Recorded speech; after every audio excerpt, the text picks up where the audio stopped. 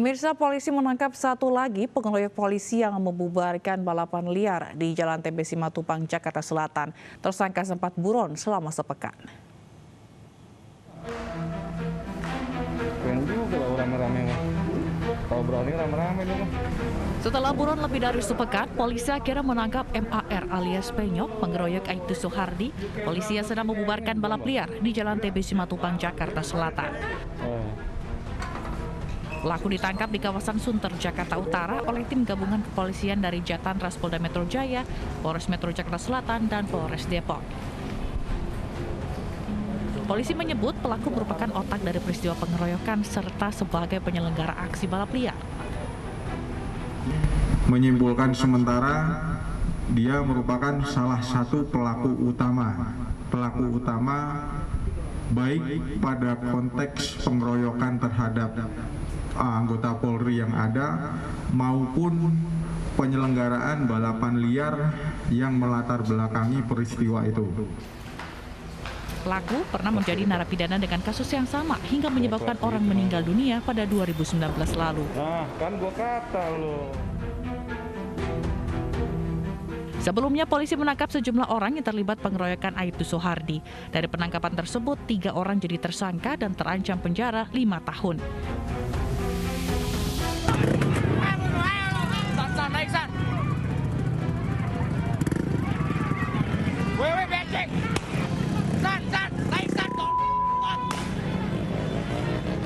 Pengeroyokan terjadi saat sejumlah pelaku balap liar tidak terima dibubarkan oleh Aibtu Suhardi. Aksi penyerangan yang terjadi Kamis dini hari lalu berlangsung mencekam tanpa ada yang melerai. Aibtu Suhardi terpaksa melepaskan tembakan peringatan untuk menyelamatkan diri. Dari Jakarta, Tim Liputan iNews melaporkan. Seorang wanita ditangkap aparat Polres Metro Jakarta Selatan setelah tertangkap mengeksploitasi anak di bawah umur melalui jejaring sosial. Anak-anak yang masih berstatus pelajar dipekerjakan sebagai pekerja seks komersial dengan tarif hingga Rp500.000.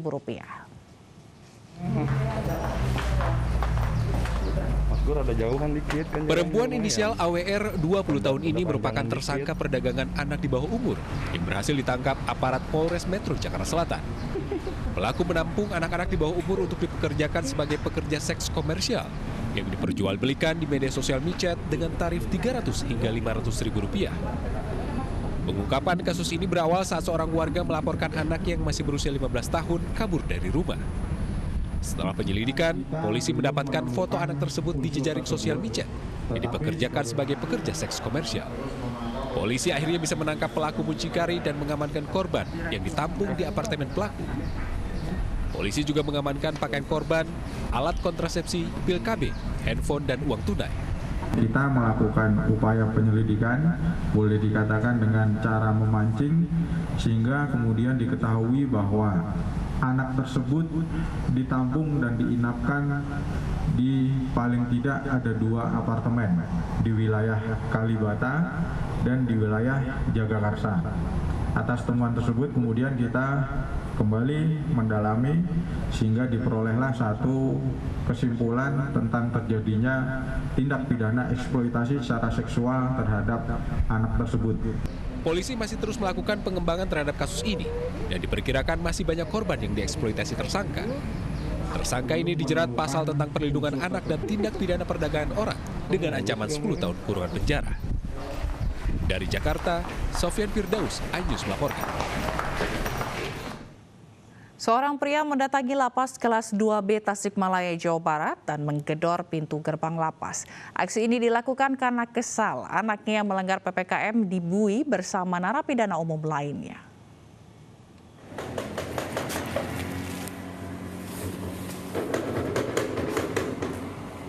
Agus Suparman, warga Tasikmalaya, Jawa Barat ini mendatangi lapas kelas 2B Tasikmalaya pada Kamis malam.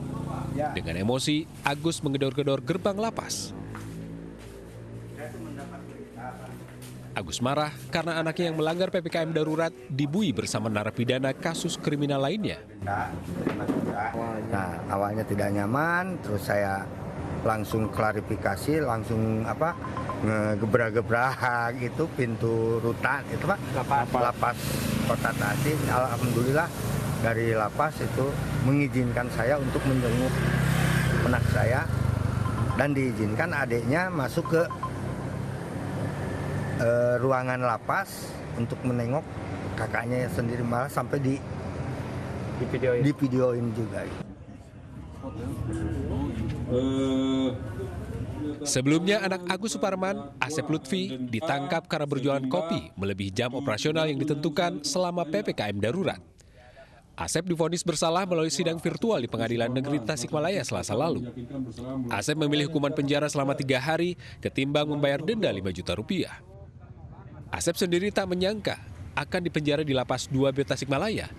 Petugas beralasan tidak ada lagi tempat tahanan khusus bagi Asep selain di Lapas 2B Tasikmalaya. Dari Tasikmalaya, Jawa Barat, Asep Juharyono, iNews melaporkan. 2 dari 3 anak buah kapal yang ditemukan petugas dinyatakan meninggal dunia. Petugas masih mencari 49 ABK yang tenggelam di perairan Kalimantan Barat pada Rabu lalu.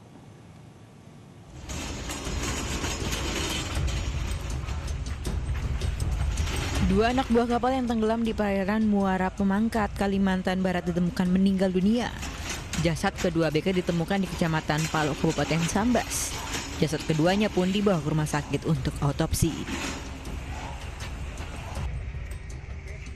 Sementara seorang ABK yang selamat ditemukan di pinggir pantai Kecamatan Tanggaran, Kabupaten Sambas. Pria 38 tahun ini dievakuasi ke Rumah Sakit Umum Daerah Pangkat, Kabupaten Sambas. Tim SAR terus mencari sejumlah ABK yang masih belum ditemukan meski terkendala cuaca buruk. Berdasarkan prosedur kita untuk pencarian dilakukan sampai dengan hari ke-7.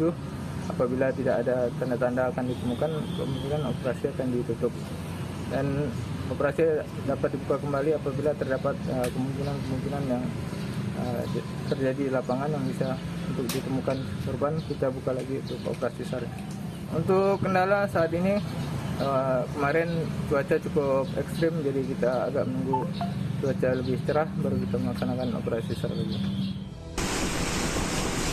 Diketahui 14 kapal dilaporkan tenggelam karena cuaca buruk pada Rabu dini hari lalu.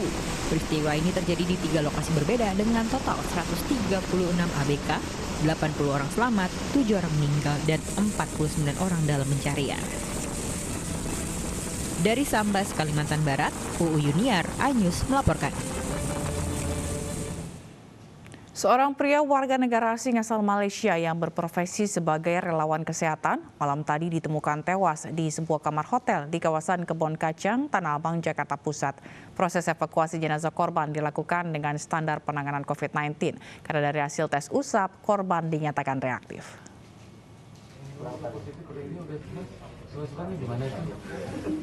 Tim pemulasaraan Posko Monas Jumat malam langsung diterjunkan ke lokasi guna mengevakuasi jasad seorang pria lansia 62 tahun di lantai 5 sebuah hotel di kawasan Kebon Kacang, Tanah Abang, Jakarta.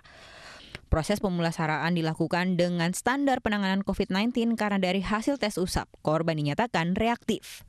Korban adalah Heng Pongbing, seorang lansia warga negara asing yang berprofesi sebagai relawan kesehatan. Penemuan jasad korban diketahui sejumlah rekannya yang menginap di hotel yang sama mendapati korban sudah meregang nyawa terbaring di atas tempat tidur. Jadi berdasarkan laporan dari Puskesmas, Dokter Puskesmas Tanah Abang, yang bersangkutan karena orang asing dilaporkan begitu ada meninggal dilaporkanlah ke Polsek.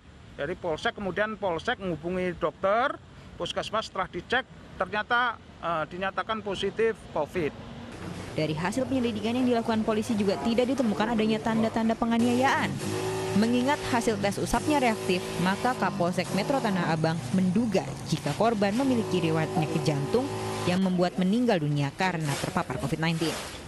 Yang bersangkutan warga negara asing dari Malaysia, bekerja sebagai relawan kesehatan. Ditemukan oleh temannya meninggal sekira pukul 8 malam lah. Sakit yang dideritanya terpapar atau gimana? Kalau sakit yang bersangkutan memang ada sakit yang sudah lama, sakit jantung. Tetapi pada saat prosedur kita apabila menemukan mayat saat ini harus dilakukan swab oleh dokter puskesmas. Nah pada saat di swab ternyata yang korban ini reaktif. Usai pemulasaran, jenazah diserahkan ke keluarga melalui Kedutaan Besar Malaysia di Jakarta. Dari Jakarta, Rani Sanjaya, iNews melaporkan. Proses evakuasi seekor tapir dewasa yang terperosok ke bekas sumur milik warga di Kabupaten Tanggamus, Lampung berlangsung dramatis. Setelah berhasil dikeluarkan, tapir tersebut justru kabur.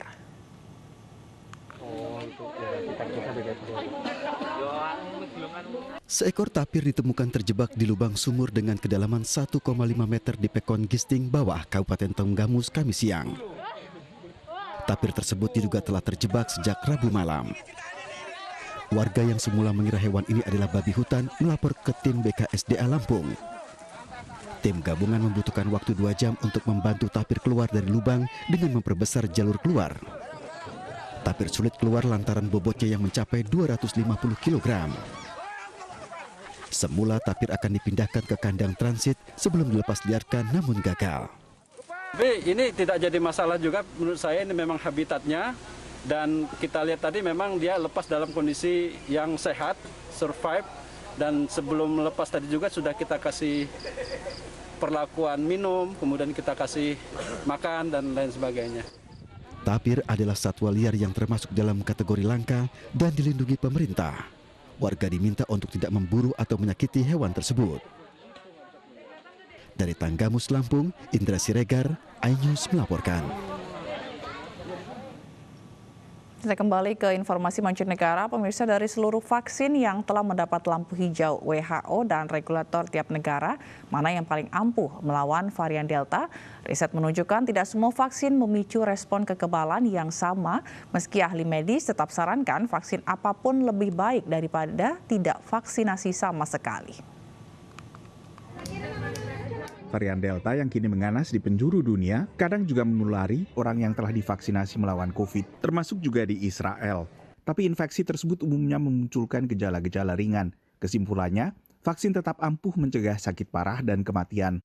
They're very effective in doing what we want them to do, which is protect people from serious illness and death.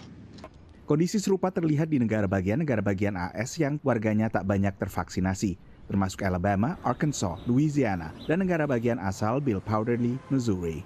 They are seeing infections just like the Israelis saw in people who are vaccinated, but they're not seeing anybody coming into the hospital. All of their hospitalizations and unfortunately all of their deaths are in people who have not been vaccinated. Ahli medis mencatat masing-masing vaksin memiliki tingkat efektivitas sendiri dalam meningkatkan ketahanan tubuh penerima vaksin. Hampir seluruh vaksinasi di Amerika Serikat menggunakan vaksin buatan Pfizer dan juga vaksin buatan Moderna. Hanya sedikit yang menggunakan vaksin Johnson & Johnson.